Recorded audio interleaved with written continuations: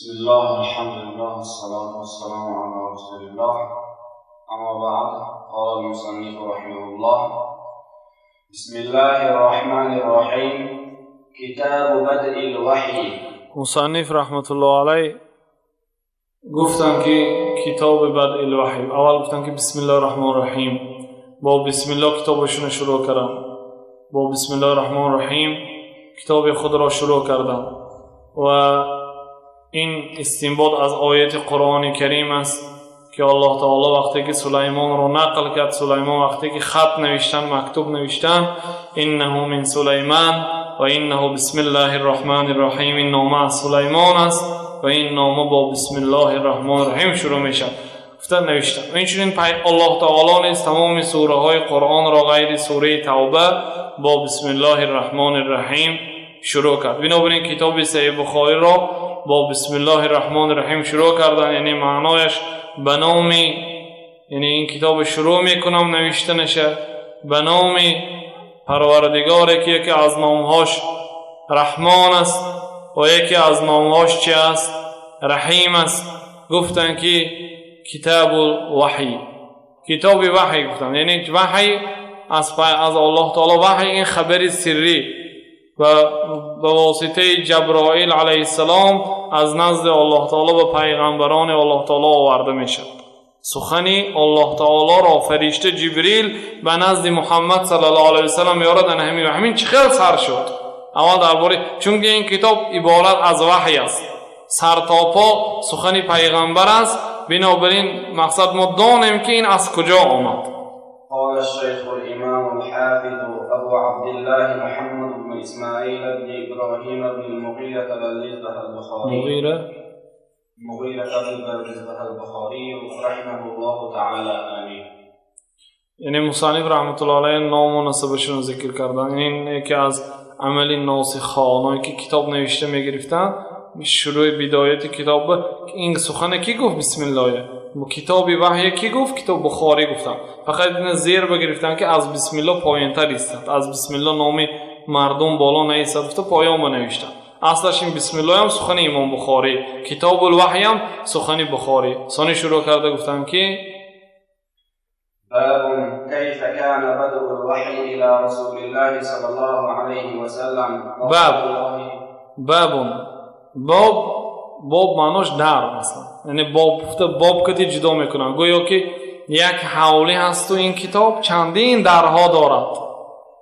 کتاب وحی، کتاب خودش کتاب صحیح بخاری با در بینش یک چند کتاب ها دارد. کتاب وحی، در این کتاب وحی بدارید با درها دارد، درها در این همون در بدارید با علم هست. اونجا باب کیف کان بدء الوحی الی رسول الله صلی الله علیه وسلم، باب درباره آن که چه خیلی شده علم وحی به پیغمبر صلی الله علیه وسلم نازل میشد. و قول الله تعالی، و قول الله جل ذکره انا اوحینا الیک کما اوحینا الی نوح و النبیین من بعده.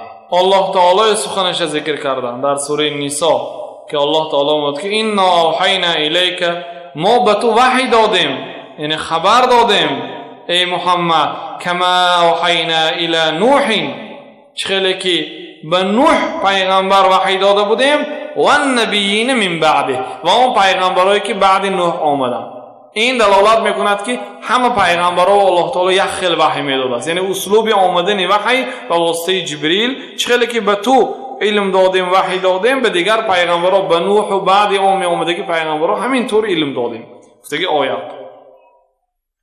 حدثنا الحميدي عبد الله بن الزبير قال حدثنا سفيان عن يحيى بن سعيد الأنصاري قال أخبرني محمد بن إبراهيم التيمي أنه سمع علقمة بن وقاص الليثي يقول سمعت عمر بن الخطاب رضي الله عنه على المنبر قال سمعت رسول الله صلى الله عليه وسلم يقول إنما الأعمال بالنيات وإنما لكل امرئ ما نوى فمن كانت هجرته إلى دنيا يصيبها أو امرأة ينكحها فهجرته إلى ما هاجر إليه.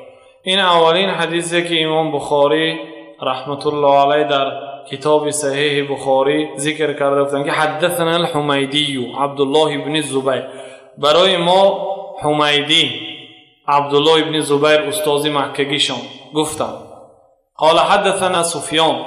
حمیدی گفتن که برای ما سفیان ثوری گفت. سفیان ثوری گفت که حدثنا یحیی ابن سعید الانصاری. برای ما یحیی ابن سعید انصاری گفت که او شنید که را محمد ابن ابراهیم تیمی را محمد ابن ابراهیم تیمی که را شنید علقمه ابن وقاص لیثی را شنید که علقمه عمر رضی الله عنه را میگه شنیدم که در بالای منبر میگفت سمعت رسول الله صلی الله علیه و سلم خود من شنیدم پیغمبر صلی الله علیه و سلم را که میگفتند که عملها وابسته به نیت است و هر یک کس موافق نیتش اجر و ثواب میگیرد. کدام انسانی که مقصد از عملش دنیا را خواسته باشد خدا به دنیا هم میرساند.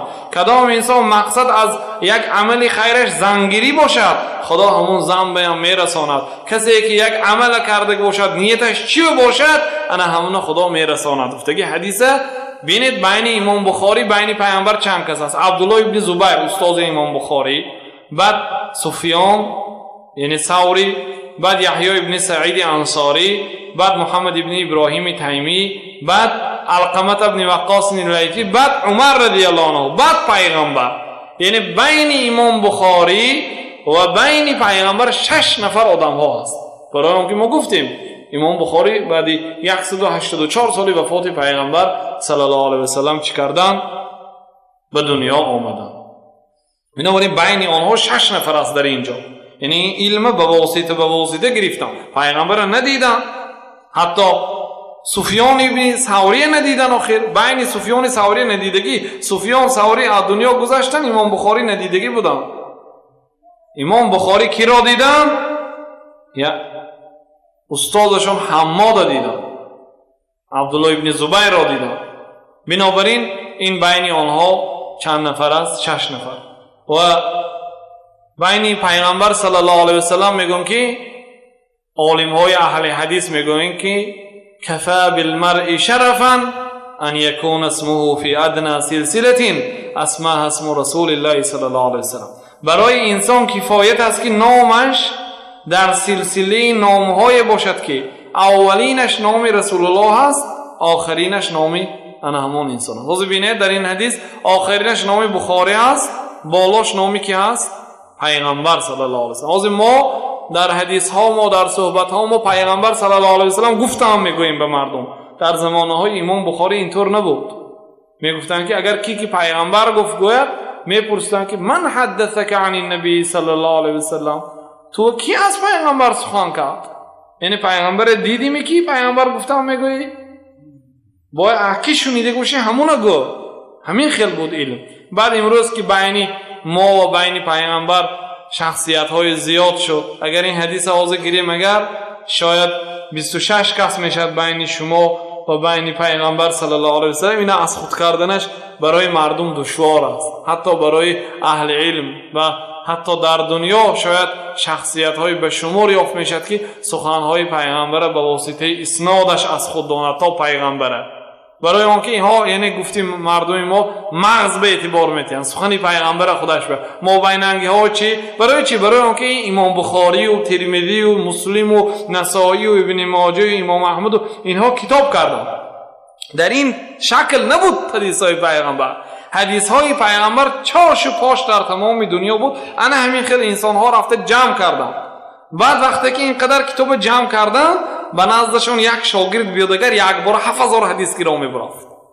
حالی بعضی انسان ها بودن در دنیا یک حدیث از یاد میدونست، لیکن هر روز شاگرد داشت، هر روز به نزدش مردم از دور و نزدیک آمده همون حدیث گرفته میرفت. برای آنکه این واقعه خودش کدی پیغمبر کدی شده، اومده پیغمبر کدی مثلا سلام علیک کردگی، اگه سوال دادگی پیغمبر سوالش به جواب دادگی، این سخنی پیغمبر حدیث این برافت چهرش به این حدیث اینا گفتگیشان نه، دیگه جان دا گفتگیشان نه، این برافت همون شهری همون آدم با و یک حدیث میدونند از پیغمبر. اکنون هر روز به همین سبب یک حدیث دانستن برای عالم بود، هر روز شاگرد داشت، هم احترام میکردن، عمده علمش گرفته رحمت افته برونده میبرفتن.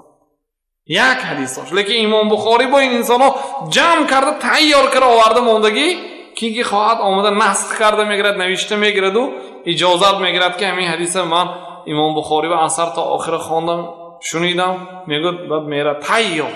حاضر زمانه ما عموما تیار شد، یک تا دیسک به هزارها کتاب جمع کرده و آوردگی تیار. همین خانتون اشته علم میگیرید، هیچ جا نمیبروید. این چه خیلی ها مهنت کردن، یک دیسک به 100,000 حدیث جا کردن ممکن. خانتون در این کیستون اگرام میگردید. این بیچاره ها راهاند دوزها کتاباش کشته میگرفتگی. غزالی نقل میکنن که امام غزالی عراق برفته علم گرفته است. وقتی که از عراق می آمد دوزهای راهزنا از خرجیناش گرفتیم، از بالای شطورش. حتی یک شخص نقل کرد، واهمه کرده که امام غزالی هر چیزی که میشنیدن به کتاب می نوشتیم، نوشته می گرفتیم، از خود نمی کردیم. حتی بعد 20 سال علم گرفته عراق اندر رفته استن، یک آدم السلام علیکم گفته است، کتاب های دیدینو و علیکم السلام گفتین از قفاش. یعنی همین هم اذیت کردگی نه، یک عذاب کشتیم و سلام گفتگی تا علیک گرفتن کتاب و این وای مشکی. بعد میرن دوزها میگرد، برای اون که راهزنا بود هر چیزی که در خرجین است به خرجینش میبردن. بعد این از قفای دوزها، دوز امک التماس گفته از قفاش میدوید و این همش علم، این یگان پول نه، این یگان مال نه، این همش حدیث های پیغمبر شنیدگی ها من نوشتگی. گفتم دوز نصیحت میکنه این علم کلا گرفتن در کار، نه اینکه کتاب بود. بعد میگردن رفته 20 سال دیگه تعلیم میگرفته میآید. همین خیر یعنی عالم های زمان گذشته بسیار با مشقت، حتی سفرهای آنها اگر حیوان داشته باشند، اسب یا شتر یا خر یا خچیر داشته باشند با آن سفر میکردن، اگر نداشته باشند پیاده سفر میکردن. پیاده سفر میکردن. امروز سفرهای ما بسیار یعنی به زمانه عجایب ترقیات رسیدگی است. طلب علم در زمانه ما از زمانه آنها به نهایت آسان است. علم در همین جای خودتان، در خانه خودتان، در یک دیس هزارها سخن عالم، هزارها ساعتها ثبت شده است. پیش عالم ها از دنیا میگذشتن، کتاب هاشون میماند. امروز عالم ها از دنیا میگذرن، آواز هاشون میماند یا به واسطه اینها خداشون میماند که تماشا کرده علم میگیرید در خانتان. دیسک خرده میبینید میمونید استاد پیشتوننده درس میگیرید. اگر کسی که خواهد این باور کنید در یک همین سیدی های و دیسک ها چقدر علم ها هست. اگر کدام بچه‌ای که همین گرفته همیشه گوش کرده نویسته از خود کند، علمی زیاد جمع میکنه، قطره قطره دریا شود. جمع کردن لازم علمه. این همین خیل نه آمده برفتن. خلاص همین خیل بین امام بخاری و بین پیامبر در این حدیث 6 نفر است. این حدیث برای اکرام اهل نشست با اسناد متصل میگویم. یعنی این حدیث من از استادم محمد ابن حسن ددو شنقیطی حفظه الله، خدا محافظتون، از آن کس شنیدم. آن کس گفتن که من حدیث میگویم برای شما با آن حدیثی که از بابایم محمد علی ابن عبدالودود هاشمی شنیدم. محمد علی ابن عبدالودود هاشمی از يحذيه ابن عبد الودود عن محمد بن سالم عن محمد بن محمد سالم المجلسي عن حامد بن عمر عن الفقيه الخطاب عن القاضي بن العموم السبوعي عن شيخ الشيوخ الحسني عن علي الأجهوري عن البرهان العلقمي عن جلال السيوطي عن زكريا الأنصاري عن الحافظ أبي الفضل أحمد بن علي بن حجر الأسقلاني عن إبراهيم التنوخي عن أحمد بن أبي طالب الحجار عن الحسين بن المبارك عن أبي الوقت عبد الأول بن العيسى السجزي عن عبد الرحمن بن محمد الداودي عن عبد الله بن محمد بن أحمد السرقسي عن محمد بن يوسف بن مطر الفربري عن الإمام الحجة الحافظ أمير المؤمنين في الحديث أبي عبد الله محمد بن إسماعيل بن إبراهيم بن المغيرة بن بردزبة البخاري قال في صحيح حدثنا عبد الله بن الزبير الحميدي عبد الله بن الزبير قال حدثنا عن حدثنا سفيان عن يحيى بن سعيد الأنصاري عن محمد بن إبراهيم التيمي أنه سمع علقمة بن وقاص الليثي يقول سمعت عمر بن الخطاب رضي الله عنه قال سمعت رسول الله صلى الله عليه وسلم يقول إنما الأعمال بالنيات وإنما لكل امرئ ما نوى فمن كانت هجرته إلى دنيا يصيبها أو إلى امرأة ينكحها فهجرته إلى ما هاجر إليه. همین حدیث مختصر ذکر کرد. این حاضر شما حدیثی إنما الأعمال بالنیات از خداتان تا پیغمبر شنیدید. بین شما و بین امام بخاری 21 کس هست. بین ما و بین امام بخاری 20 کس هست. بین بخاری و بین پیغمبر 6 کس هست. یعنی بین من و بین پیغمبر 26 کس هست. بین شما و بین پیغمبر 27 کس، با واسطه 27 کس شما این حدیث چه کرده شنیدید. این بدایتی یعنی اسناد حدیث امام بخاری رحمت الله علیه در این کتابشون با حدیث انما الاعمال بالنیات شروع کرده. معنای حدیث چیست؟ عملها وابسته بر نیت است. عمل وابسته به زیباییش، خوشروییش، کلانیش، قیمت بهاییش نیست. یک آدم فرض کنیم مسجد ساخت، یک مسجدی واهمه، مسجدی بسیار قشنگ، قد و قامتش بلند، خوشرو، پولای زیاد رفت. ما این به نگاه نمیکنیم. انما الاعمال بالنیات، عملها وابسته نیت به. نیتش اگر مردم بیند، مردم اگر تعریف کند باشد، انا همین میگیرد پیش الله تعالی. هیچ چیز نیست این انسان با نیت به وابسته. انما الاعمال بالنیات، عملهای مکافاتش نیت به نگاه کرده داده میشد. نیتش نقص باشد نقص، نیتش بد باشد بد. حضرت عایشه حدیث روایت میکنه رسول الله صلی الله علیه و سلم گفتند که یغزو جیشون الکعبه، یک گروه مردم برای ویران کردن کعبه به راه میبراید، راه میبرند یک گروه مردم. فاذا جاءوا ببيداء من الارض، وقتی که یک صحرا رسیده میبیان، یخسف باولهم و آخرهم، از سرشان تا آخرشون همشون زمین به خود در میکشند. اینها برای ویران کردن کعبه راه سپار شده ایستاده بودند.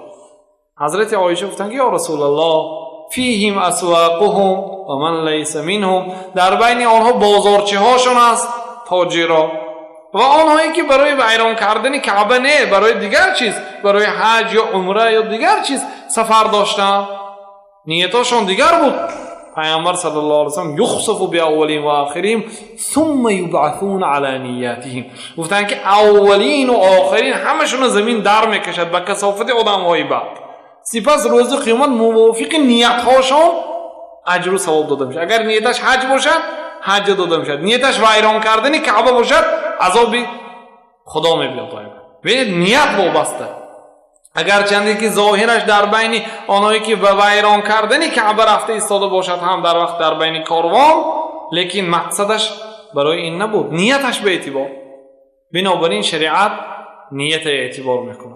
اگر یک انسان زنشه مگفتگی باشد که تو تلاش مگفته، نیتش انده تلاش مگفتگی، ناگاه زبانش طلاق گفته ماند، اگر این به جزا داده نمیشه. طلاق زبانش طلاق گفته ماند، ما اینه طلاق نمیدهیم، چون که این مقصدش طلاق گفتنی نبود، دیگر چیز مگفتگی بود و ناگاه زبانش طلاق گفت. یا اینکه گفت که رو تو خانه داد و برو گفت. اینجا ما طلاق گفته نمیتونیم، برای اینکه نیتش میپرسیم آیا در قلب قرارت قلبت نیت کردی طلاق مقصد جدا شویه؟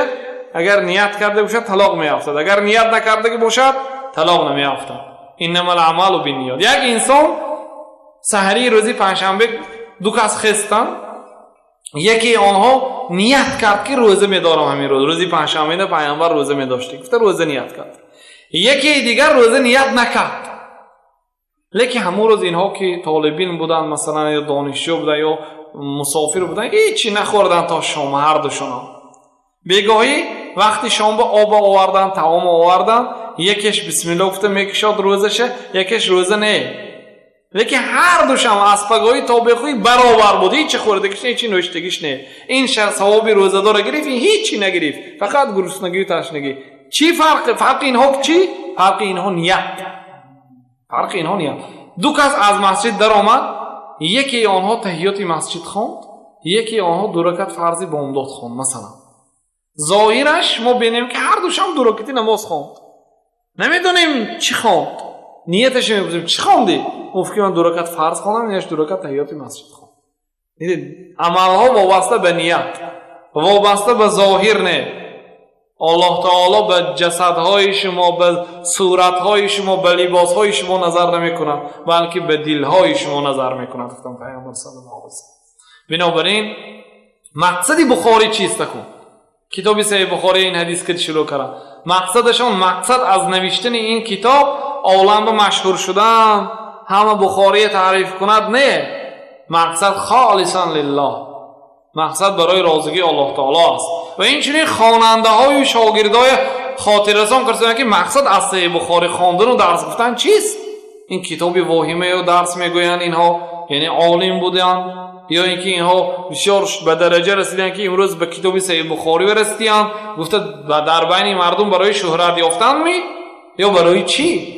انما الاعمال بالنیات، عملها وابسته بر نیت ها است، نتیجهش مکافاتش نیت به نگاه کرده داده میشه.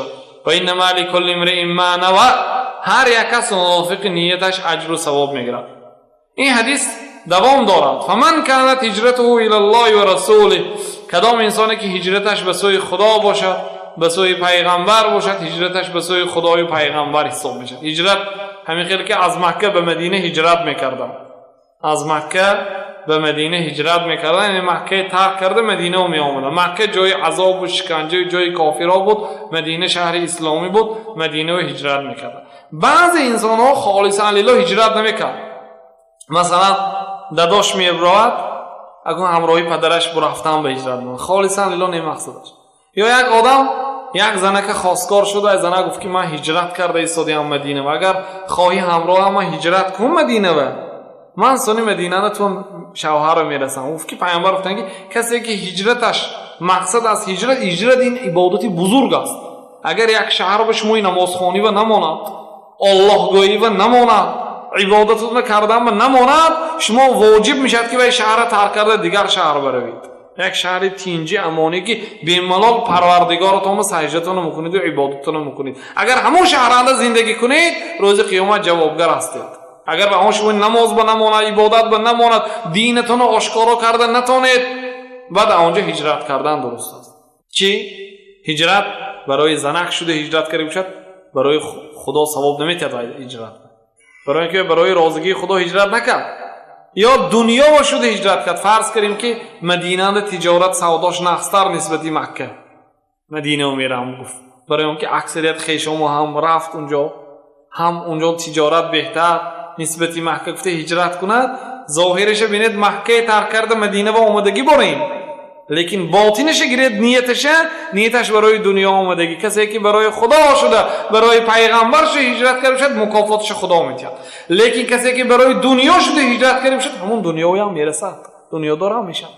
کسی که برای زن شده اگر هجرت کرده شد، همون زن هم نکاح کرده میگیرد. کسی که برای چی هجرت کرده باشد همون میگیرد. یعنی مقصد اینه که کسی که برای چی شده عمل کند، خدا همون نیتش موافق مکافات میدهد. یعنی مقصدی ما از بدایت نوشتن این کتاب خالص برای رازگی پروردگار است. گفتگی معنا دارد که همین حدیث که شروع کردن کتاب شما مقدمه هم ننوشتن. مقدمه همین که پیش از آن که انسان یک کتاب نویسد، مقدمه پیش گفتار رو مواد که من این کتابم فلان مقصد که نوشتم، یا این خیل یعنی اسلوب ها دارم، طریقه ها دارم. گفته یک چی می نویشن. برای امام بخاری این کارو نکردن. یک بار سخن پیغمبر، اول سخن خدای گفتن، سپس سخن پیغمبر گفته کتاب شروع کردن. برای چی؟ بعضی عالم ها چه خیلی که در فتح الباری حافظ ابن حجر نقل کردن، گفتن که امام بخاری به آیت عمل کرد. الله تعالی در سوره حجرات میگوید که یا ایها الذین آمنوا لا تقدموا بین یدی الله و رسوله. ای آنهایی که ایمان آوردید، شما پیشی گپی خدای و گپی پیغمبر رو مقدمه نمونید. گپی خدای و گپی پیغمبر دیگه گپی اولای و بالای و والا نیست. بنابراین امام بخاری مقدمه نکردن و همین حدیث که شروع کردن، یک بار مقصدشون مقصدی ما خالصا لله می کتاب نوشتن. گفته یک آگاهی داده، حدیث انما الاعمال بالنیات که این کتاب شروع کرد. این حدیث انما الاعمال بالنیات 70 جای فقه ضرور است. کتاب طهارت بیام ضرور است، کتاب زکات بیام ضرور است، کتاب حج بیام، همش به نیت در کار. کسی که اگر حج برود و نیتش مردم حاجی بابا گویان باشد حجش باطل. حج همه قدر مهنت و مشقت و پول و مال باطل. بنابراین نیت اصلاح کند. زکات هم کسی که نیت نکرده برآورده تیاد پس زکات حساب نمیشد. باید وقتی برآورده نیت کند که این زکات هم گفته. اگر نیت نکرده هم تو صدقه نافله گوید پس صدقه نافله اجرا میشد. زکاتش در ذمه خودش میماند. نکاح هم طلاق هم همه جاها و کتابی مقصد مسئله نیت ضرور است. خیر همین حدیثی یکم که چی میکنیم این کتاب زیاده از 7000 حدیث است. 7563 حدیث دارد. من مقصدی ما حدیث های کوتاه گفته تیز رفتنی هست. انشالله اپگاه بسیار حدیث میگیریم. کتابی بی بعد الوحی انشالله تمام کنیم. کتابی روزه میگذاریم.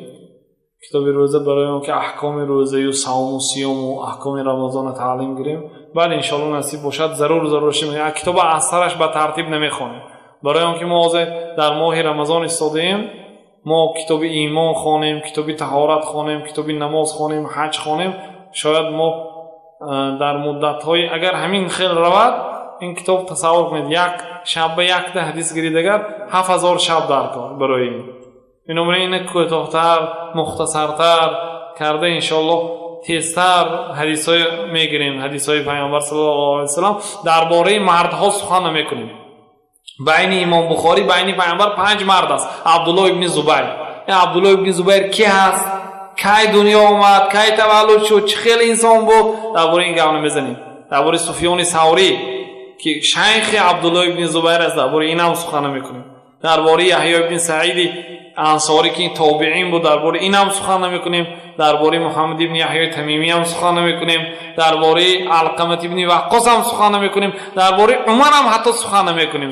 صحابه پیغمبر درباره رسول الله هم سخن نمیکنیم. فقط درباره سخن پیغمبر مغز حدیث پیغمبر صلی الله علیه و سلم شرح و معنی میکنیم. یک بار اگر کتاب به آخر رسانیم سانی دویم مراتبه انشالله زنده باشیم این خیلی وسیع‌تر تمام نمود علم ها که شرح دادن ممکن است.